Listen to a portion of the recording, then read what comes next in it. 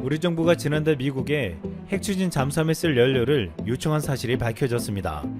그동안 핵추진 잠수함에 대해서 반대 여론이 있었지만 우리 국방부는 2025년까지 핵추진 잠수함을 건조하겠다는 계획을 실현시키겠다고 했습니다. 그리고 이번에 미국에 핵연료를 요청함으로써 이 계획이 본격화되고 있음이 드러났습니다. 미국은 자국의 핵 비확산 원칙을 언급하며 일단 우리의 요청을 수용하지 않았습니다. 하지만 우리 정부는 미국에게서 핵잠수함 연료를 설득과 협상을 통해서 받아내겠다는 의지를 보이고 있습니다. 이미 지난달 우리는 실제 크기 핵연료를 국내 최초로 육상 운반 테스트에 성공했습니다. 시험에 사용한 직경 2.1m, 길이 6.6m 크기의 운반용기는 국내 기술로 개발된 운반용기 코레드 21로 두산중공업이 제작했습니다. 원자력 연구원은 이것이 내년에는 국내 사용 후 핵연료 운반의 주요 방식이 될 것이라고 했습니다. 지난 2015년 우리 정부는 새로운 한미 원자력 협정을 체결했습니다. 1974년에 이뤄진 최초의 협정은 미국의 사전 동의 없이 한국은 핵연료의 농축이나 재처리를 할 수 없었습니다. 하지만 42년 만에 이 불합리한 협정이 개정되어 미국의 사전 동의 없이 우라늄 농축과 사용 후 연료의 재처리를 하지 못하게 규정했던 조항이 삭제되고 미국산 우라늄을 이용한 20% 미만의 저농축 우라늄은 군사적인 목적이 아닌 한미 간 협의를 통해 추진할 수 있도록 경로를 마련했습니다. 그런데 여기서 중요한 것은 저농축 우라늄을 군사적인 목적으로는 사용할 수 없다는 것이었습니다. 이 때문에 우리가 핵연료를 받아서 핵추진 잠수함을 만들기가 어렵다는 말을 하고 있는데 우리 정부는 이에 대한 해석을 달리하고 있습니다. 한미 원자력 협정 제13조 폭발 또는 군사적 적용금지 조항에서는 핵무기와 핵폭발 장치를 만들 수 없게 명시했습니다. 이 조항에 대해 우리는 핵무기 개발이 아닌 잠수함의 에너지원으로만 사용하는 것이기 때문에 미국을 꾸준히 설득하면 핵추진 잠수함 개발이 가능할 것으로 보고 있는 것입니다. 게다가 최근에 한반도 정세는 한국의 핵추진 잠수함 보유에 대한 가능성을 점점 높게 만들고 있습니다. 중국의 군사력 증강과 북한의 핵무기 실험에 미국의 우려와 부담은 갈수록 커지고 있습니다. 특히 최근 마샬 빌링슬리 미 국무부 군비통제특사는 한국은 중국이 핵깡패가 되는 걸 막아야 한다고 말하기도 했습니다. 즉 이 같은 중국과 북한의 위협에 한국의 군사적 대비를 언제까지나 제한시킬 수는 없다는 것입니다. 이 같은 상황에서 우리가 얻어낸 대표적인 것이 한미 미사일 협상입니다. 1990년까지만 해도 미국은 한국의 미사일 개발을 허용하지 않았지만 2020년 1월 4차 개정까지 우리는 미사일 협상을 통해 탄두 중량 제한을 없애고 사거리를 800km까지 늘렸습니다. 우리 정부는 과거 절대 풀리지 않을 것 같았던 미사일에 대한 주권을 가지고 오면서 이제는 앞으로 핵추진 잠수함도 시간이 걸리겠지만 실현시키겠다는 목표를 세우고 있습니다. 지난해 전세계 군사비는 10년 만에 최고치로 증가했습니다. 미국은 전세계 군사비의 39%로 압도적이었고 그 뒤로 중국과 인도가 올라왔습니다. 일본도 내년 방위 예산을 60조 원대로 짜면서 9년 연속 들어 역대 최대 규모가 되고 있습니다. 코로나 사태가 터지면서 각 나라의 분쟁과 이권 다툼은 더욱 심화되고 있고 특히 한국 주변의 중국, 일본, 북한은 군사력을 위협적으로 증강시키고 있습니다. 이런 상황에서 우리 군도 이에 질세라 군사력을 증강시키며 국산 무기 개발에 놀라운 업적들을 세워나가고 있습니다. 최근 독일군의 차세대 소총이 한국에서 생산된다는 놀라운 소식이 전해졌습니다. 제2차 세계대전 당시 독일군의 총기는 세계 최고라 불렸고 전후 개발된 총기들도 최상급 성능을 자랑하며 독일의 명성을 빛냈습니다. 그런데 이 같은 독일에서 한국에서 생산된 소총을 사용한다는 것은 믿을 수 없는 일이었습니다. 독일은 2001년 세계 최초로 폴리머 소재로 제작된 소총 G36을 보급했는데 이것이 기술적인 결함들이 발생하고 총기가 과열될 경우 열에 의해 변형이 생기는 치명적인 단점이 있었습니다. 이로 인해 올해 차기 소총으로 독일 해내사의 MK556 소총을 선정했습니다. 사업 규모는 약 3,300억 원으로 모두 12만 정이 도입될 계획이 세워졌습니다. 하지만 해내사를 자회사로 둔 아랍에미리트의 총기업체 카라칼은 이 소총을 생산할 수 있는 설비가 없어 이 가운데 상당수량을 한국의 다산기공에 맡겼습니다. 이후 카라칼은 인도 육군 특수전 소총 사업에도 다산기공과 함께 팀을 이뤄 94,000정 사업을 따내기도 했습니다. 카라칼은 아랍에미리트의 유일한 총기 생산업체로 독일 최고 총기 기술자로 불리는 로버트 허르트가 기술 총괄 책임을 맡고 있습니다. 이 때문에 높은 기술력을 보유한 것으로 평가받고 있으나 이 회사는 총기 생산에 있어 반드시 다산기공과 손을 잡으려고 했습니다. 일반적으로 소총은 8,000에서 10,000발쯤 쏘면 총열을 교체해줘야 하는데 다산이 만든 총열은 16,000발에서 20,000발까지 쏠 수 있었습니다. 다산기공은 이 우수한 성능을 카라카락에 인정받았고 현재 미국과 태국에는 부품과 완성 총기를, 체코에는 부품을 공급하고 있습니다. 총기 부품 업체였던 한국의 다산기공은 미국의 총기 규제로 2013년부터 부품 시장이 침체하기 시작하자 완성총의 연구 개발을 시작했습니다. 이렇게 해서 지난 2015년부터 자체 개발한 완성총을 생산하며 놀라운 성과를 이뤄내기 시작했습니다. 매출액 500억 원도 안 되는 작은 회사가 세계적인 총기 메이커 뺨치는 수준의 제품 라인업을 갖게 된 것은 주문자 상표 부착 생산, 즉 OEM 덕분이었습니다. 금속 가공 전문 업체였던 다산기공은 세계 유명 총기 메이커의 총기를 OEM 방식으로 생산하며 총기 구조와 부품 제조 기술을 습득했습니다. 그리고 최고의 총기 부품을 만든다고 알려져 주문 생산에서 두각을 나타내는 동시에 그 모델들을 연구하고 개량하여 자체적으로 새로운 모델을 내놓았습니다. 결국 다산기공은 핀란드군에 자신들이 만든 MPK라는 소총을 납품했는데 놀랍게도 이 총기는 한국군이 사용하지 않은 AK 소총의 현대화 버전이었습니다.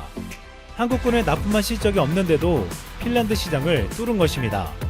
이 같은 놀라운 업적을 세운 다산기공은 최근 우리 군의 특전사용 차기 기관단총 사업의 우선 협상 대상자로 선정되었습니다. 총기뿐만 아니라 우리 기술로 만든 무기 중에 최근 주목받는 것이 한국산 미사일을 잡는 미사일입니다.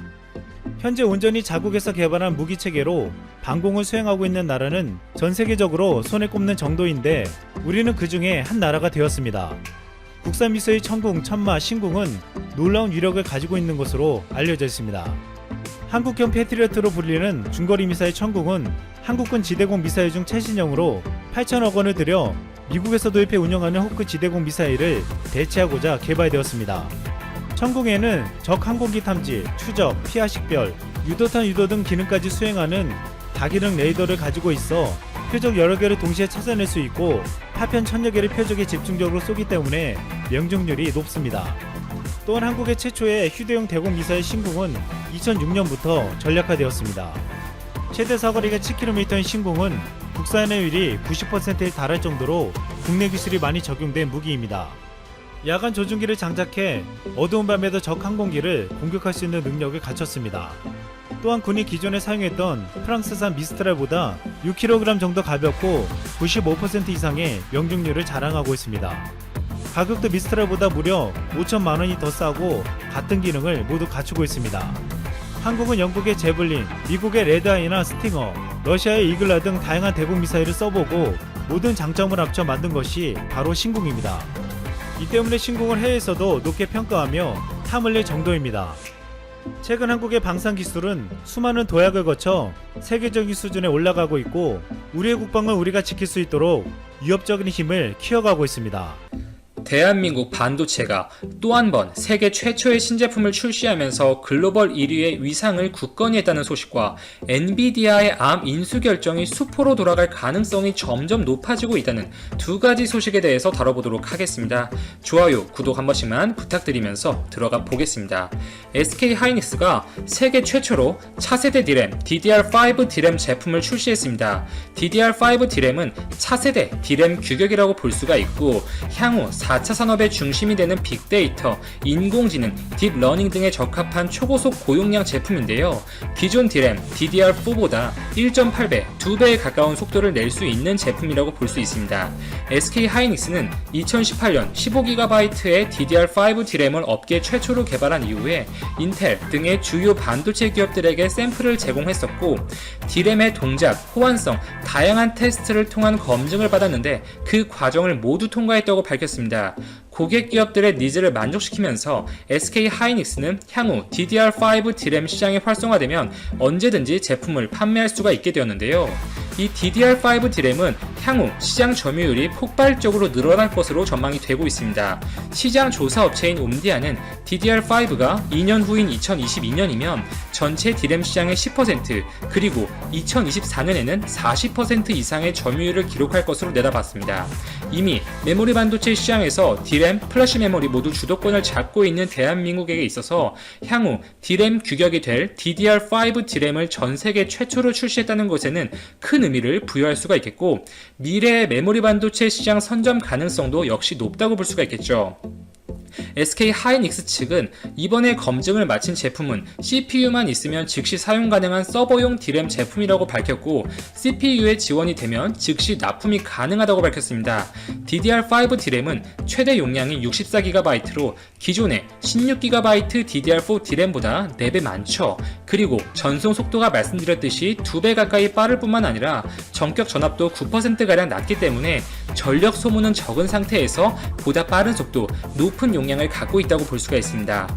해당 D램은 하이닉스의 2세대 10나노 공정을 통해 제작되었다고 하고요.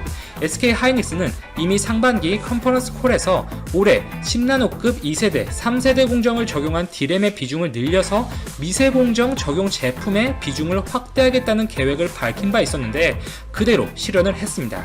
이번에 발표한 DDR5 D램 제품에는 EUV 공정이 적용되지는 않았고요. SK 하이닉스 측의 이전 발표 내용을 참고해 볼 때 내년 상반기부터 EUV 공정을 적용한 4세대 D램 제품이 생산될 것으로 전망이 되고 있습니다. 이번 SK 하이닉스의 세계 최초 DDR5 D램 출시는 한국 반도체의 리더십을 또 한 번 세계에 증명하는 대표적인 사례가 될 것으로 보여집니다. 자, 다음 소식으로 넘어가서 저희 즐거운 라디오에서 일전에 미국 엔비디아의 암 인수 소식에 대해서 전해드린 바 있었죠. 이렇게 메이저 기업들이 합병하는 과정에는 필연적으로 규제 당국들의 반독점 심사를 거치고 통과해야만 하는데, 이 과정에서 중국과 영국의 반대가 있을 가능성이 높고 특히 중국이 큰 변수로 작용할 가능성이 매우 높다고 언급을 드렸습니다. 실제로 최근 업계에서는 엔비디아가 암을 인수하는 것이 상당히 어려울 것이라는 예측들이 많이 나오고 있는데요.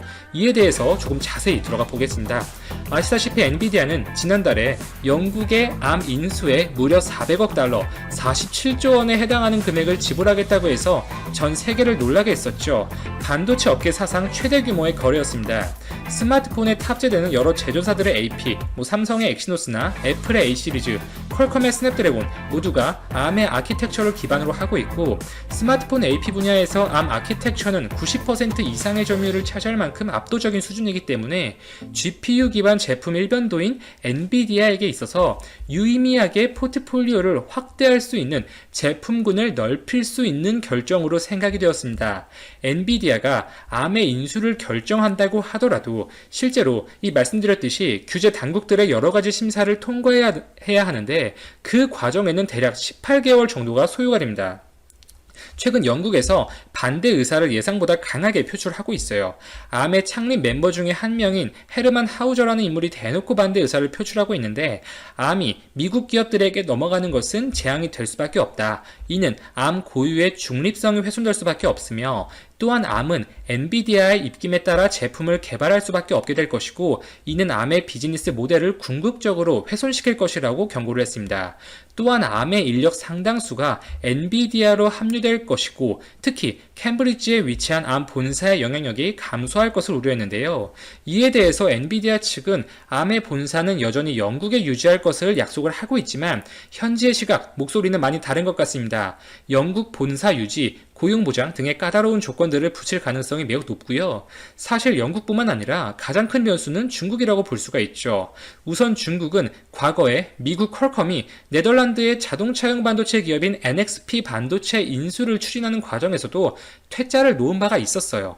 당시의 계약 규모도 440억 달러, 50조 원에 육박하는 엄청난 액수의 금액이었습니다.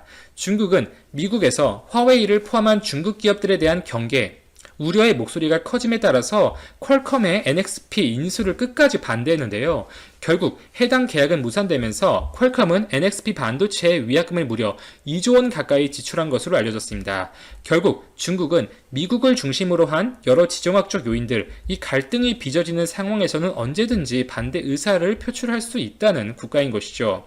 이때가 2018년이에요.